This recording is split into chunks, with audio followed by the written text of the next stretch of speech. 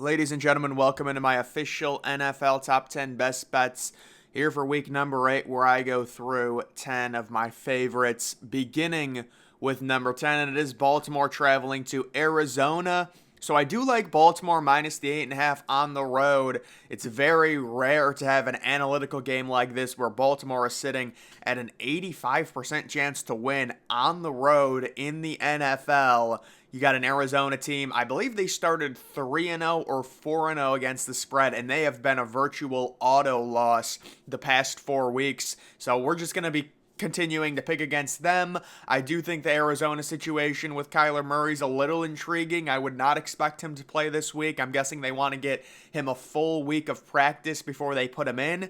Even if Kyler Murray does play, it's a situation where he's going to be very rusty. You're looking at a Baltimore team with Lamar Jackson, with the emerging Zay Flowers. You've still got Mark Andrews there, and a solid defense. It just seems right now with how these two teams are trending, Baltimore minus the 8.5 is actually pretty good value on the road against a bad Arizona team. Moving on to number 9, it is New England traveling to Miami. So I am going with Miami minus 9.5. I mean, 80% chance to win this game. You're looking at a New England team. You know, I realize I only have this as a 10-point game and it's minus 9.5, but still, New England, I'm not buying it after last week. It was a nice win against Buffalo, but it's the NFL. They're going to come down to earth. Miami coming off that brutal loss in Philadelphia. I kind of knew they would lose, but that's all right. You know, you're still 5-2. It's the NFL. You're going to lose games. Come back home. Get back on track.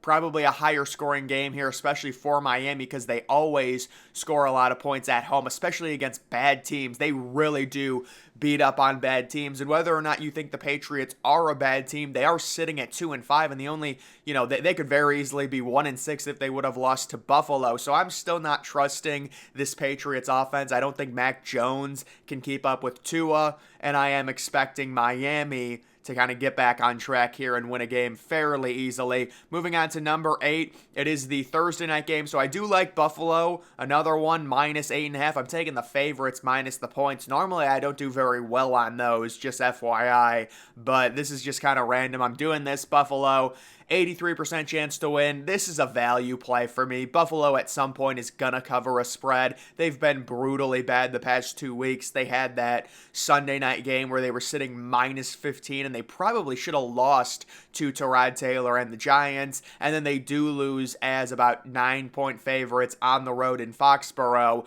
Again, it's like at some point this team is going to turn it on. We're waiting. You've got the Bucs, who probably were overrated when they were 3-1, going into the bye week. I will take Buffalo to win and win big. It just feels like they're finally going to cover a spread minus the 8.5 at home, with Tampa Bay traveling on the road, possibly dealing with some weather here. Warm weather team going to a cold weather place. The weather is going to start becoming a factor, especially next week. Not really this week, but next week.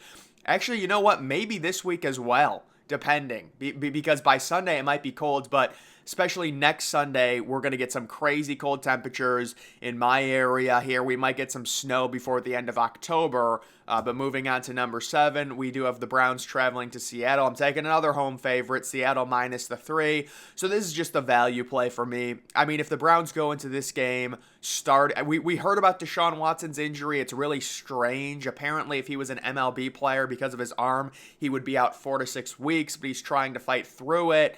Let's just assume he doesn't play. I understand the Browns have a great defense. I get that they won against Indianapolis on the road with P.J. Walker. They scored 39 points.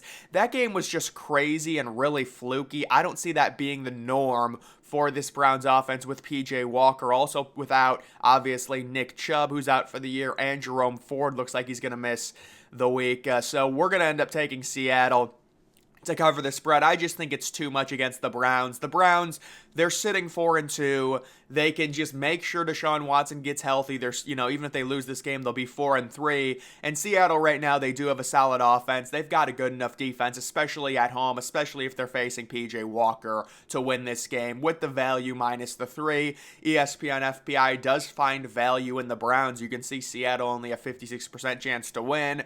But if the Browns are not going with Deshaun, even if the Browns start start Deshaun Watson. He has been really bad so far this year, and he was really bad last year, so the Browns giving him that massive deal really has not worked out. Moving on to number 6, it is Chicago traveling to SoFi Stadium. What a weird matchup this is. So, guys, this is based on the fact that, or the idea that Justin Fields will play.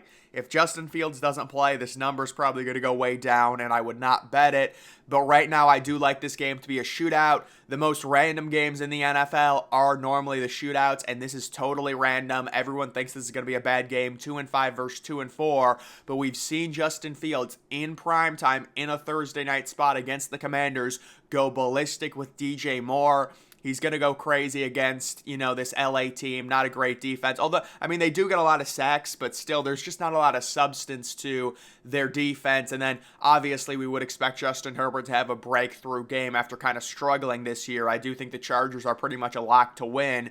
But especially if Justin Fields plays, get ready for a real high-scoring game in that one. Moving on to number 4, it is Minnesota traveling to Green Bay, and I like the value in Minnesota. I do not think Green Bay is very good. I will take them plus the 1 to win that game outright. It's basically a pick-em. You have Minnesota. Jordan Addison's getting better. Probably going to get Justin Jefferson back here pretty soon. They've weathered the storm after a bad start. Now they're on a winning streak, and you're talking about a Packers team that I faded last week when they were 2-point favorites against Denver. They end up losing 19-17. I'm fading them again, basically in a pick-em spot. I don't think there's nothing redeeming about the Packers. They have average running backs. They have average receivers. They have a below-average quarterback. I don't know what they're going to do. Because I'm sure they're going to at least win 6 or 7 games, so it's not like they're going to get a top pick to draft like a quarterback. Maybe they still will draft a quarterback in the middle of the first round, but either way, you don't want to write off Jordan Love yet. We'll give him a few more weeks, but it's not looking good, and I was very skeptical of that pick to begin with, Jordan Love out of Utah State. Moving on to number 3, it is the Battle of New York, or New Jersey, I should say, the Battle of MetLife Stadium, the neutral site game. Yes, this is a very low number, the under 36.5, but I am taking it. I know a lot of people are saying the Giants should stick with Tyrod Taylor. I would be fine if they did because I think the under's a lock. It is a small number, again, 36.5, but the Jets, they want to play low-scoring games. The Giants at home in kind of a weird game at MetLife. These games always are really low-scoring. So I'll take the under 20-13. Even if it's 23-13, the under still hits. It is a low number, but I am going to be rolling with it. Moving on to number 2, it is the Rams traveling to Dallas. So yes, the Cowboys playing a very rare 1 o'clock window game. So I like the over in this one. Normally, whenever the Cowboys play home games at 1 o'clock, the games are very high scoring.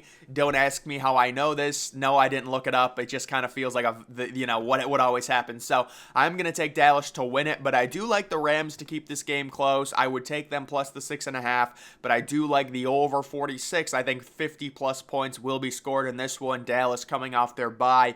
The Rams with the receivers, they can score a little bit.